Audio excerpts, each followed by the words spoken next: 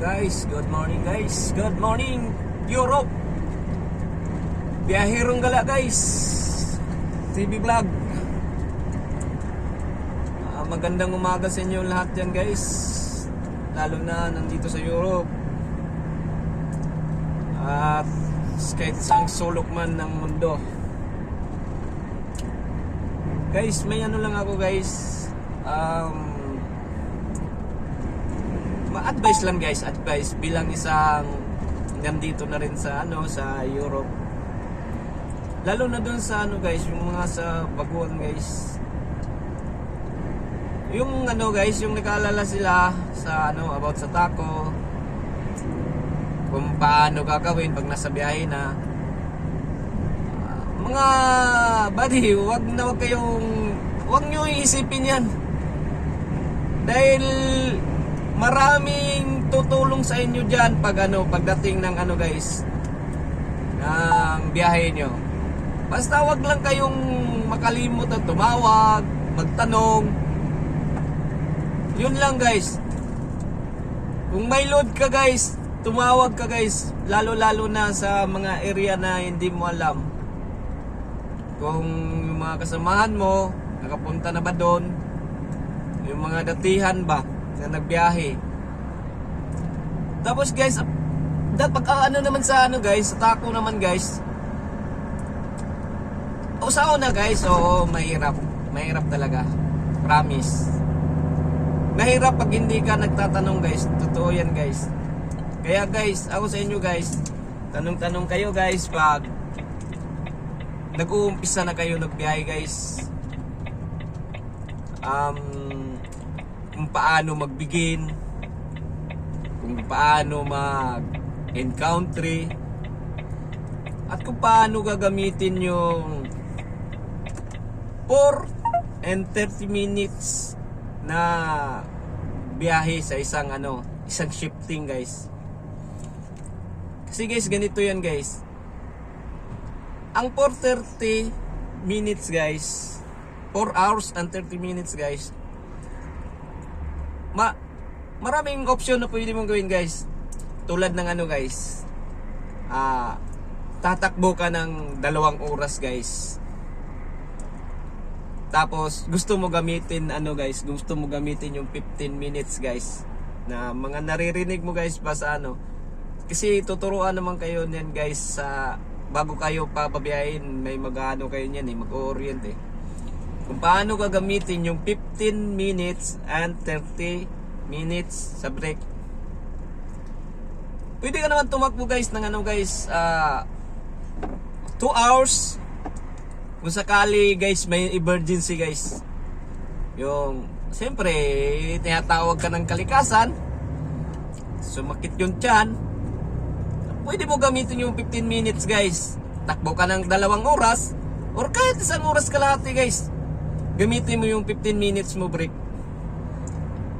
Para sa susunod na break mo, pagkatapos ng 15 minutes mo, huwag ka agad takbo. Lagpas ka muna ng guys, ng 1 minuto. 16. Yan. Pagka 16 minutes na guys, pwede ka na umarangkadanin guys. Para guys, pagtingin mo sa taco guys, sa taco machine mo guys, ang ibibigay na lang niya next na mo guys, break time guys is 30 minutes na lang. Kasi nagamit mo na yung yung 15 minutes instead na 40 minutes guys ang gagamitin mo. Ngayon ginamit mo na yung 15 minutes.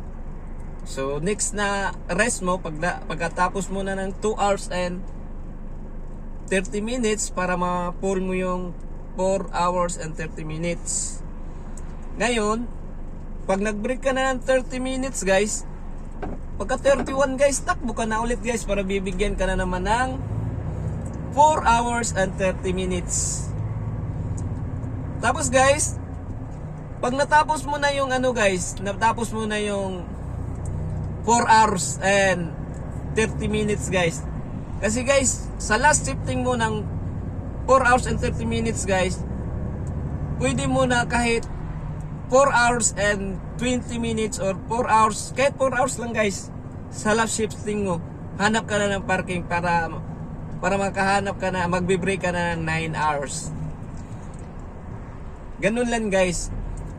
Pagdating naman sa ano guys, sa 10 hours naman na working hours guys, in a day guys. Pagkatapos mo ng pangalawang 4 hours and 4 hours or ganyan, 4 hours lang, mag-break ka ulit. Pagkatapos ng 4 hours break mo,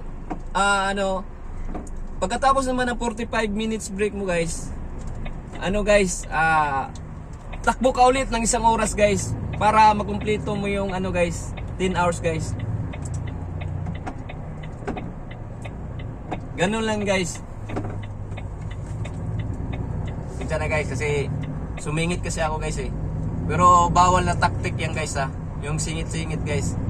Wag nyong gayahin yan guys kasi masama yan guys. Ako lang gumawa guys. Oo nga guys, ganun guys. Kung gusto nyo gamitin yung 10 hours driving nyo guys, yun guys. Pagkatapos ng 9 hours, 4 hours na pangalawang shifting mo, break ka 45 minutes. After ng 45 minutes guys, takbo ka ulit guys. Ibibigay na lahat sa'yo yung oras guys na 10 hours ng guys, kung ilan na lang natitira mo sa 10 hours guys. Palagay natin mga 1 hour and 20 minutes siguro ang ibibigay sa inyo yan guys.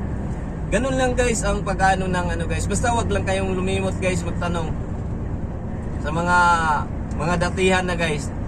At wag guys, yung yung kulumalong guys ba. Wag natin yan guys, wag natin kumbaga sa wag natin dadalhin dito sa Europe kasi dito hindi mag-ano yung kulumalong dito kasi hindi tulad dito ng Saudi na walang oras dun guys, takbo ka lang ng takbo, walang problema. Dito guys, may 9 hours driving 3 times a week and 3 times a week din sa a week din kung may Sabado ka guys. Ganun yun guys. Pero pag 5 days lang guys, 3 days 9 hours at 3 times 9 hours and 2 times 10 hours guys. Ganun lang guys. Ganun lang pag guys, paggamit ng ating oras guys sa tako guys, sa araw ng 9 hours and 10 hours guys. At saka guys, guys sa break sa naman guys, sa weekend naman guys, may 24 hours guys sa guys, kailangan guys sa isang buwan, dalawang 24 hours lang yan guys. Dalawang 24 at saka dalawang 45 guys. Pero pwede mo gawin 45 guys kung hindi naman yung kumpanya nyo.